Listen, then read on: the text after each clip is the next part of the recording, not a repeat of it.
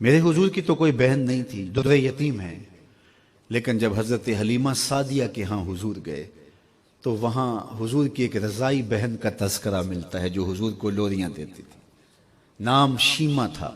تو شام کے وقت جب خواتین کھانا پکانے میں مصروف ہونے لگتی تو بہنیں ویر اٹھا کر کے باہر لے جاتی۔ ہر بہن کا خیال یہ ہوتا کہ میرے ویر سے سونا زمانے میں کوئی نہیں۔ کہتے ہیں خوبصورتی دیکھنے والے کی آنکھ میں ہوتی ہے، جس کے ویر کا رنگ سونا ہوتا تو وہ کہتی رنگ نہیں تو کچھ بھی نہیں ہے، اور جس کے نقوش تیکھے ہوتے تو وہ کہتی کہ رنگ کا کیا ہے، حسن تو نقوش میں ہوتا ہے۔ جس کی آنکھیں خوبصورت ہوتی وہ کہتی میرے ویر کی جھیل جیسی آنکھیں تو دیکھو۔ اب یہی بنو سعد کے محلے میں ہوتا، بچیاں اپنے ویر اٹھا کے لے آتی، ایک کہتی میرے ویر ورگا کوئی نہیں، دوسری کہتی میرے ویر جیسا نہیں۔ اتنے میں حضرت شیمہ اپنا ویر محمد اٹھا کے لے آتے اور دور سے ہی کہتی نہیں میرا ویر بھی آ گیا، تو سب کے سر جھک جاتے، کہتے نہیں نہیں نہیں نہیں شیمہ تیرے ویر کا مقابلہ تو نہیں نا، ہم تو آپس میں بات کر رہی ہیں۔ اور پھر جب کسی بہن کے ویر کو متفقہ طور پہ ساری کہہ دیں کہ تیرا ویر ہی سونا ہے تو پھر اس کا فخر تردید نہیں ہو نا، پھر ان کا ذوق آسمان کو چھونے لگتا۔ ابن حشام سیرت کی سب سے پہلی کتاب، اس میں یہ واقعہ لکھا ہے کہ پھر حضرت شیمہ حضور کو اپنی آغوش میں لے کے سمیٹتی اور پھر چومتی اور پھر وہ لوری دیتی، اور وہ لوری کے لفظ بھی لکھے ہیں، ربنا ابق لنا محمدا حتی اراہ یافعا و امردا، اللہ میرے ویر محمد کو سلامت رکھنا۔ آج یہ پالنے میں بچوں کا سردار ہے، کل وہ لمحے آئے جوانوں کا بھی سردار ہو۔ اور پھر جھوم جاتی اور کیا خوشی ان کی دیتنی ہوتی۔ اور پھر وہ منظر بھی آیا کہ حضور علیہ السلام مکے چلے گئے اور یہ جوان ہوئی اور پھر ان کی شادی کسی قبیلے میں ہو گئی۔ آقا کریم نے اعلان نبوت کیا، 13 سال کا وقت کٹا اور پھر حضور مدینہ شریف چلے گئے۔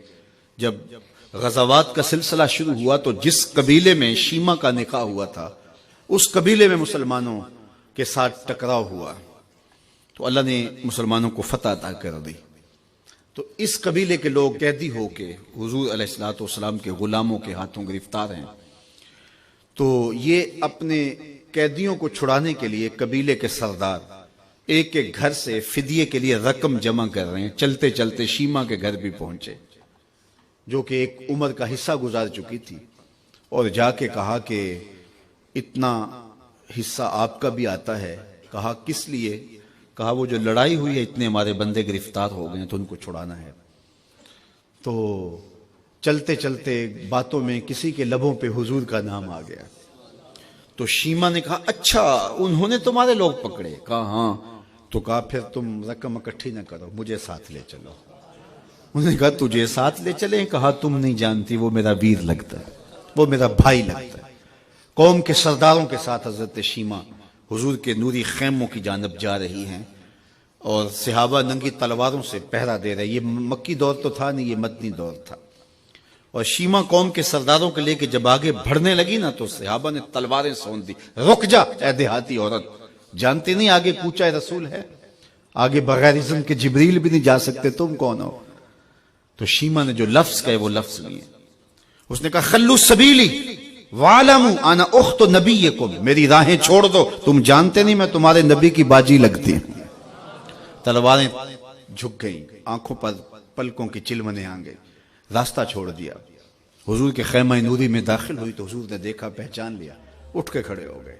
فرمایا بہن کیسے آنا ہوا؟ آپ کے لوگوں نے ہمارے کچھ بندے پکڑے ہیں، چھڑانے آئی۔ تو فرمایا بہن تو نے زحمت گوارا کیوں کی؟ تو پیغام بھیج دیتی میں یوں ہی چھوڑ دیتا، لیکن تم آ گئی ہو، اچھا ہوا ملاقات ہوئی۔ پھر حضور نے قیدیوں کو چھوڑنے کا اعلان کیا اور کچھ گھوڑے اور چند جوڑے حضرت شیمہ کو حضور نے تحفے کے طور پہ دیے۔ ویروں کے دروازے پر بہنیں آئیں تو ویر خالی تو موڑا نہیں کرتے، تو حضور نے بہت کچھ عطا کیا۔ اور پھر رخصت کرنے خیمے سے باہر آئے تو صحابہ کی جماعت منتظر تھی۔ فرمایا صحابہ جب میں قیدی چھوڑا کرتا ہوں میری عادت تمہیں معلوم ہے کہ میں پہلے تم سے مشاورت کیا کرتا ہوں، آج ایسا موقع آیا کہ میں تم سے مشاورت بھی نہیں کی اور قیدی بھی چھوڑ دیے۔ کہا جو چاہیں آپ کریں، لیکن کیوں مشاورت نہیں فرمائی؟ حضور اگر ارشاد فرما دیں تو فرمایا اس لیے کہ میرے دروازے پہ میری بہن آ گئی تھی۔ کوئی لاؤ تو صحیح زمانے میں ایسا، کوئی لاؤ تو صحیح زمانے میں یہ جمال اور یہ حسن اور یہ کمال رکھنے والا، تو پھر کیوں نہ ہم اپنی ساری زندگی اس آقا کے نام لگاتے ہیں۔